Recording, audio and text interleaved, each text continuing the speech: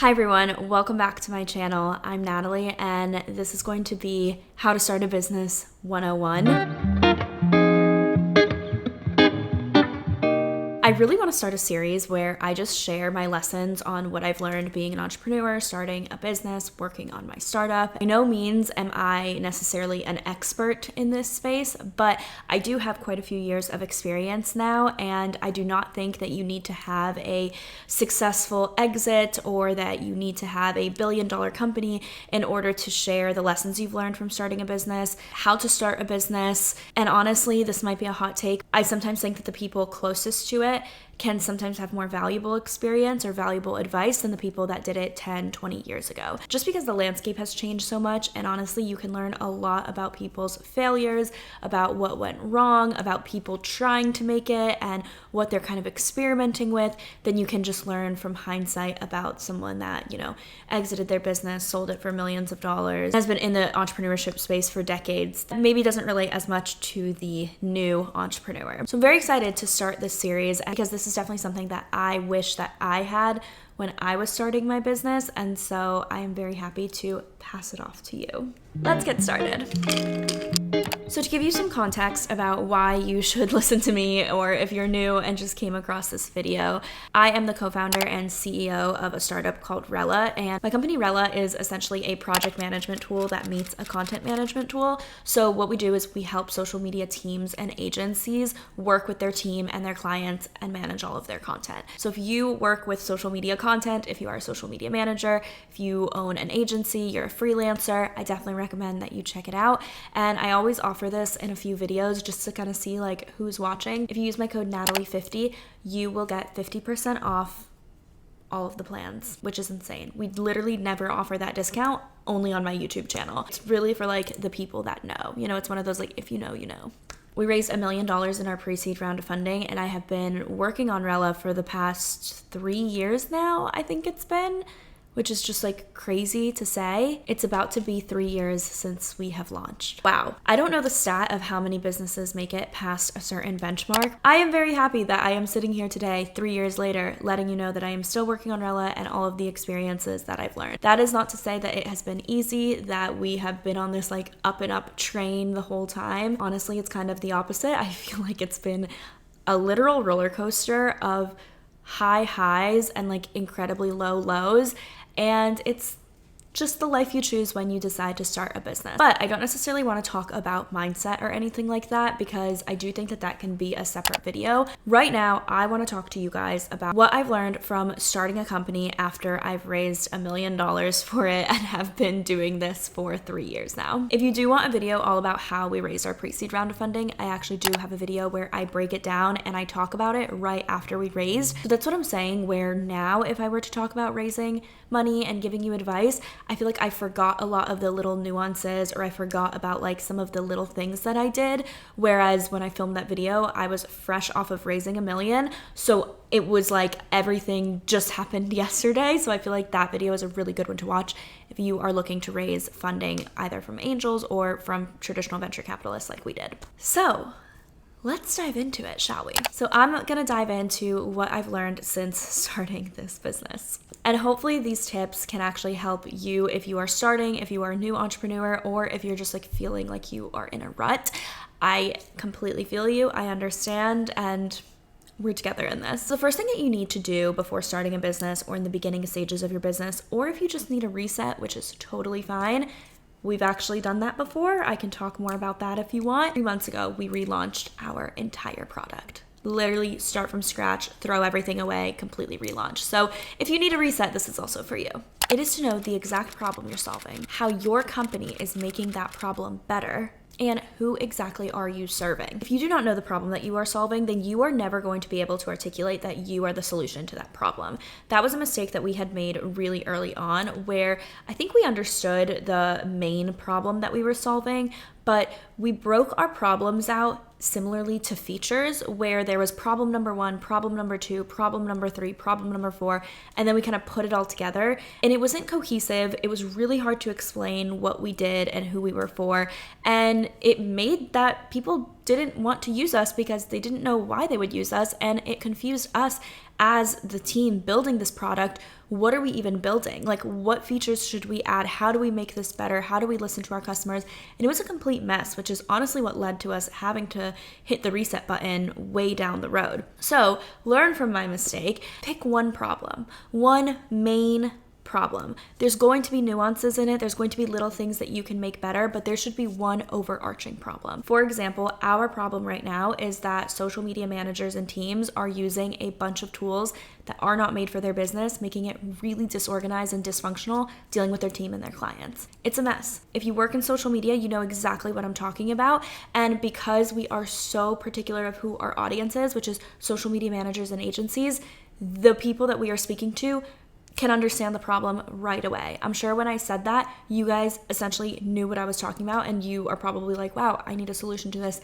Let me check out Rella. Versus before, we would say things like, well, it's for creators who want to, take their business seriously. What does that mean? And then we said that we were for creators, but then we started shifting it to, well, we're for anyone on social media who wants to take their business seriously.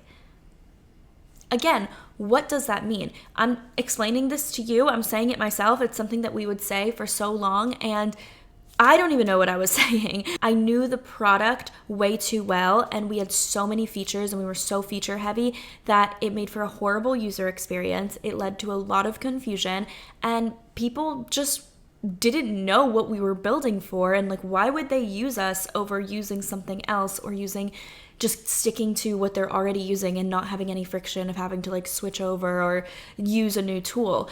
And so we didn't know the problem that we were solving. I obviously started Rella because of the problem that I was facing, which was essentially what I was telling you. I was using so many tools that I hated and I wanted to make it better because I was disorganized. But once I started building the actual business, I kind of forgot about that and started listening to anyone that wanted to talk to me and anyone on social media that was like, oh, can you add this? Can you add that? Can you add this? Can you add that? And I would be like, yep.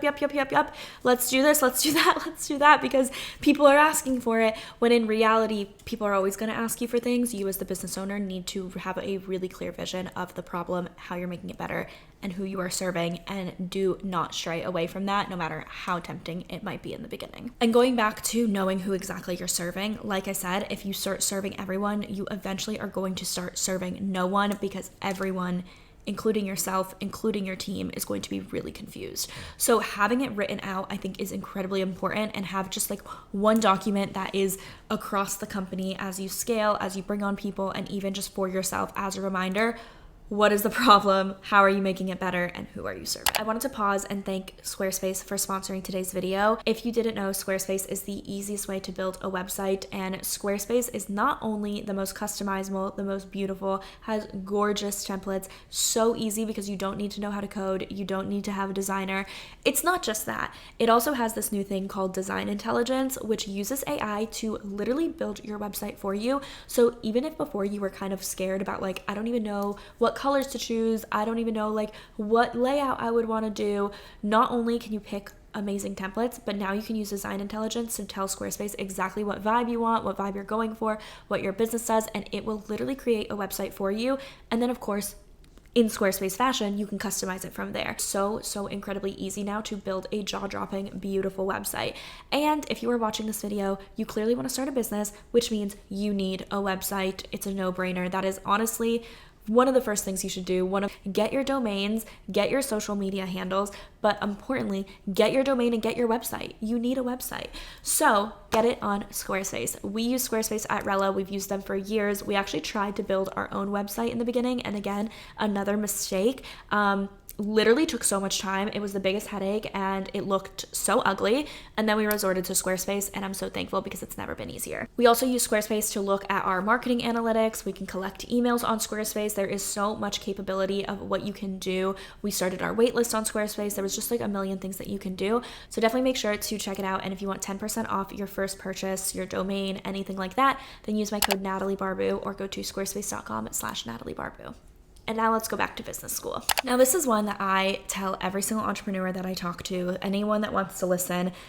I'm very passionate about this, but know exactly how you are going to start charging and start doing it as soon as possible, and I would even say right away. This is particularly true to people that raise money. If you don't raise money, you pretty much have to start charging right away, because how else are you going to sustain the business? That is why I think a bootstrapped business in the beginning is honestly so great. I am very grateful that we raised money, because we needed to raise money in terms of like, we literally had no income coming in, and being a part of like hiring developers is very, very expensive, and my co-founders needed to get paid, or it would take us super long to build this product because they would have to have full-time jobs. For us, I don't regret taking money, and I actually think it was incredibly necessary. So it's not to say don't take money. I just also really value bootstrapped businesses as well. But I'm talking to people that raise money that think that they do not have to start charging right away because they have this runway from investors. And while yes, investors do not expect you to start charging immediately, I think it is in the business's best interest and you as the CEO or the business owner or the founder to start charging, because you will learn so much about your business that you will not know if it is just a free product forever. Number one, obviously you want to build a sustainable business. Let's not even think about the sustainability part, because you can sustain your business just on venture capital, angel investors, all of that. So let's push that aside. Second reason why you need to start charging right away is because eventually you will need to start charging. That money will run out if you never do. And how do you know people's willingness to pay? If you don't start charging. If you do not start charging, you will not really understand what people are willing to pay for. People will not voice their concerns as much if they are not paying for something versus if they are paying for something. The second you start collecting credit cards, you will see an uptick of customer complaints, of emails, and rightfully so. You are literally taking their money. They need to have a service that is good enough for them. They are paying you, you need to deliver. And you will very quickly hear what needs to be delivered from your customers. And if people are not willing to pay, then that is really telling of you just don't have a good enough product, or you are not solving a big enough problem, or you are not solving the problem in the best way possible. There's a few different ways to look at this. You're not solving a big enough problem. This would be where you're telling people about the product, especially people that feel the pain point, and they're just not converting. No one wants to try it. No one wants to put their credit card down. To me, that's a sign that the problem isn't big enough or as much of a problem as you think it might be, because if you are going directly to your ideal customer base and ideal audience and they resonate with the problem and they're still not willing to try something new and put a credit card down, then the willingness to pay is not there. However, if you get a lot of people coming and a lot of people, you have top of funnel is great, you have a lot of people coming, people are putting their credit card in, but they churn and you keep them for 1 month and then they cancel their subscription or they return the product or whatever it might be, then you know you have a product problem, and that's great because then you can try to figure out how to fix it. So regardless of whatever way you look at it, charging is going to tell you so much about your business. We essentially did not start charging for the product until at least a year and a half maybe in. We were a free product, then we were freemium, but when we were freemium, no one was converting to the paid subscription. We were making like $1,000 a month. It was literally nothing. And then when we realized that the freemium was not converting, we just gated the app and made it paid. And that is when we realized, one, we're not getting as many people top of funnel as we once thought, and two, people are churning, so the product must not be great. So we kind of had to really reevaluate our entire business, and that is when we decided to reset. And all of the team, like we always say this, if we would have reset months ago, we would have been in such a better position now, because resetting has literally changed our revenue numbers an insane amount, because from all of the findings that we had from people not paying, people churning, people telling us what they didn't like about the product, people being confused about the product, maybe the problem wasn't big enough, like all of these things that we learned, we applied to this new relaunch that we did in August, and the response has literally been a complete 180. It's an amazing product. We're very clear with our messaging. We're very clear about who we're for. Top of funnel is great. People are staying. They're not churning as much. They're telling their friends. It's completely different, but we didn't have those findings because we were not charging. And so we were in this blissful ignorance of, well, we have like people that are using us on a daily basis, but it's like it was these vanity metrics where the second that it came time to put the credit card down, were they going to keep using you? Were they interested? So in the beginning, we were so excited about signups and downloads and all of these things that do not matter unless people are actually going to pay you. There's very few businesses and business models that work well with not charging for a while. And I know people love to say like, oh, well, like Facebook didn't charge in the beginning and like, look at them. Facebook is the exception, not the rule. Of course, anyone, especially people that take venture capital, their goal should be to be this like billion-dollar business and to scale to the moon. However, you also have to be realistic once you start working on it and see if you have a viable business model. And especially if you are Facebook, you better have those like active user metrics through the roof. And if you don't, then figure out a way to start charging. That would be my humble opinion in all of this, and something that I really wish that we did. And this kind of goes along the same line, but it's that focus groups, wait lists, surveys, all of these things where you're trying to either collect customer information or collect customer data, have people sign up for something. They do not really tell you that much. And it goes back to, until they have the option to pay for something, are they going to do it? That's like the biggest indicator. Like if you have people putting their credit card down, that tells you way more than just having 10,000 people on a wait list. And I always say, instead of focusing on focus groups, wait lists, surveys, just launch the product. You're gonna know so much more. And this is not to say that I'm anti-focus group, anti-wait list, anti-survey. We have done all three of them. We continue to do all three of them. It is information that is valuable. However, it is not as valuable as you think. And the reason why I say this is because, number one, people in focus groups and surveys are way nicer to you than customers that are paying you, that don't have any connection to you, that don't know you. When you are face to face with someone on a focus group, you don't want to tell them, I hate this product sucks. It's really hard to be someone that conducts a really good focus group. I think that is a skill, and I don't know if it is a skill that majority of people have mastered. Our natural inclination is to guide people a certain way, and it is to say like, oh, well, like, what do you think about this? Did you think about this product in this way by any chance?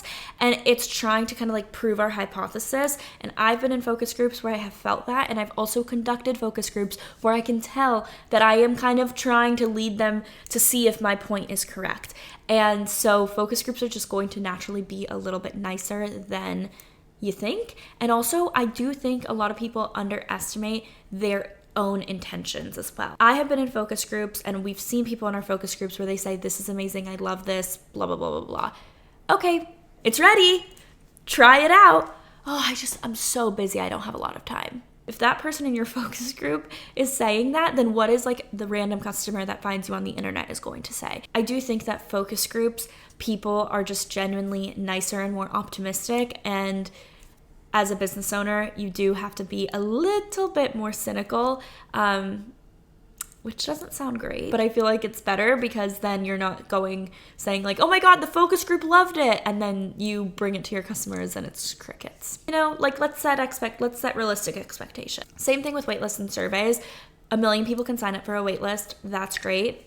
Are they going to convert? You will not know until you launch. So launch early. Launch earlier than you think that you should launch. Your product should be embarrassing when you launch. It should be shit when you launch, because if you've launched when it's too perfect, you've invested way too many resources in something that is about to change. Because I promise you, 100% of businesses change the second that they launch. There's not a single business that you can put out, you can be building behind the scenes, put it out in public, and then it stays the same and the reception is wonderful. You learn so much from launching. You do not learn that much from focus groups, waitlists, and surveys. And this one is less product focused because I feel like we talked a lot about the product, and it's more about your network and how to scale, but it is all about who you know. And that might sound discouraging, but I think we should reframe this to actually be an encouraging message, because it is all about who you know means that you can easily come from nothing and build your network. Or what encourages me the most is you do not have to be the best, you don't have to be the smartest, you don't have to be the most talented, and you can still make a very, very, very successful business if you know the right people. Of course, the product and everything else that I mentioned has to be there too. It would be a disservice if I acted as if who you know does not matter in business, because it 100% does. This is not to say that you need to know your network already and you need to come from this rich family that has industry connections, because you absolutely don't.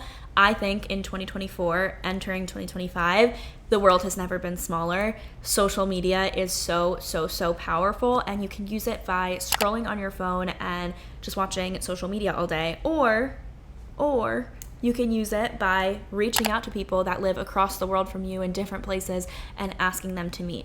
And I know some of you might be thinking, Natalie, that's not that easy. You can send an email and no one's going to respond. And that's true. The open rate might be 10%. But 10% is not zero, and I promise you it's not going to be 0%, especially if you have a reason to speak to them. You're not just like, hey, I'm a huge fan, can we talk? Don't go that route. If you say like, hey, this is my experience, this is what I'm trying to break into, I saw that you had X, Y, and Z experience, or that you've done this, this, and this, and I am looking to do blah, blah, blah. Whatever it is, it's going to be dependent on whoever you are. So I don't think that it necessarily is going to be like a one-size-fits-all email. I think that you need to build your network. So building your network means reaching out to people on LinkedIn, having a preliminary call, asking them for advice. I've reached out to hundreds of founders, investors, CEOs, so many people that work at funds, people that work at startups, anyone to get me closer in the door to the tech ecosystem, because that's the industry I'm building in. I have done. And I am saying this as someone who does not have a tech background, in the sense of I've never worked for a startup. I have been just doing YouTube, like I was an influencer. I will say having a personal brand helps incredibly. If you can build your personal brand, highly recommend it. I have taught actually quite a few workshops to startup founders about building your personal brand and how important it is for your business. So if you guys want me to do that in a YouTube video, then definitely let me know. We can add that to the series of Building Your Business 101. But I will say that you do not need to have like a pre-existing network. You can build one and find one on your own. And if you are someone sitting here saying like, wow, that's like easy for you to say, I'm just like, doesn't work for me, and you are not actively trying, maybe let's put some work in before you say it's not going to work for you. If you know the right people, you can get funded quicker, you can get customers quicker, you can scale your business by having access to mentors, you can get press easier. Unfortunately, the way the world works is by who do you know, but the good thing is that you have the power to build your network and to grow your network. This isn't like it was even 20 years ago before the internet. It was a lot harder. There was a lot more nepotism. You either had to live in Silicon Valley or New York City or come from a wealthy family, and that is no longer the case. You can live anywhere, work anywhere, be whoever you are, and still get in front of the right people. And I'm also saying this as someone who does take calls with people. I have had multiple founders reach out to me asking me to get on a call, and I will gladly do it because I know that that was done for me. And they live all over the world. They're in different places. They're in different stages of life. And I have introduced them to people as well, because once you meet someone, you should always ask, who should I, like, is there anyone that you can introduce me to? And that is how you can build your network. I have a few podcast episodes about networking, but I'm happy to do a YouTube video if you're interested. So this comment section should just be kind of like what the next topics are, because this is going to be the groundwork. And the next thing I want to talk about is hiring or your team. And that would be that finding people that complement you is going to be better than finding people that overlap or have the same skill set as you. I think a lot of people will want to jump into business with their friends because obviously you guys are friends and you get along, and why not start a business together? And I'm not necessarily anti starting a business with your friends, because truthfully I haven't done it before, so I don't know the ins and outs of it. I just know that I personally am very similar to my friends, and so I don't think it would be good. Like, I personally wouldn't start a business with my friends because I do think we're too similar, and I think that we don't have complementary skill sets, so it would be really hard to not step on each other's toes. And business is similar to marriage, where you will have disagreements, you will fight, there will be arguments, and you just want to make sure that at least like those arguments when it comes to business aren't necessarily going to be like two completely different visions fighting. Like, you have to have things that complement each other, or else how are you going to decide who is right and who is wrong when you guys are kind of like both experts in whatever role you both are kind of assigned. Does that make sense? My co-founders are developers, and we all have very, very different skill sets, and we all complement each other and respect each other. And that is what it comes down to. You have to be very self-aware as an entrepreneur, and you have to know your own strengths and your own weaknesses and be very realistic about it. This isn't time for one of those like job interview weakness questions that's like, I just like care too much. No, this is about what is actually your weakness, what is missing, and what do you need to hire for? Because if you are building a successful business, you are also needing to build a successful team. And so making sure that everyone has a very assigned role and responsibility and there's no overlap, especially in the beginning, is going to be critical. And I tell you this because we, in the very, very early stages of Rella, most of you guys will not even remember this, but at very early stages, we had someone else on our team and there were issues with exactly what I'm talking about. And it was a huge headache before we even launched. We hadn't even launched a product yet, and we already had an insane headache and drama and problems. And thank God we ended up resolving and, you know, becoming a smaller team with people that do have complementary skill sets, but it was really difficult in the beginning. And so that was definitely a huge learning mistake or a huge learning lesson that I think we all learned. And from then on, I was like, I'm never working with someone that has the same like responsibilities that I personally do. I hope that you guys enjoyed this video. I am so excited to make this a series. I want to do more of these, so please let me know what you guys want to see. But anyways, if you guys did enjoy this video, then please let me know in the comments what videos you want to see next. If you are interested in staying tuned with the journey of me building my business, I post all about the behind the scenes of growing Rella, but I also post the lifestyle aspect of it because personally for me as an entrepreneur, I want to see the way other entrepreneurs also just like live their daily lives rather than just like business, because it helps me find a little bit more like balance and it's just interesting to me. So follow along if you guys want content like that. I'm definitely going to like re-strategize in the new year with my content strategy, so I'm really excited about that, and we can use this video as a little test of if you guys like seeing this type of content. Thank you guys so much for watching, and I'll see you guys next time. Bye guys.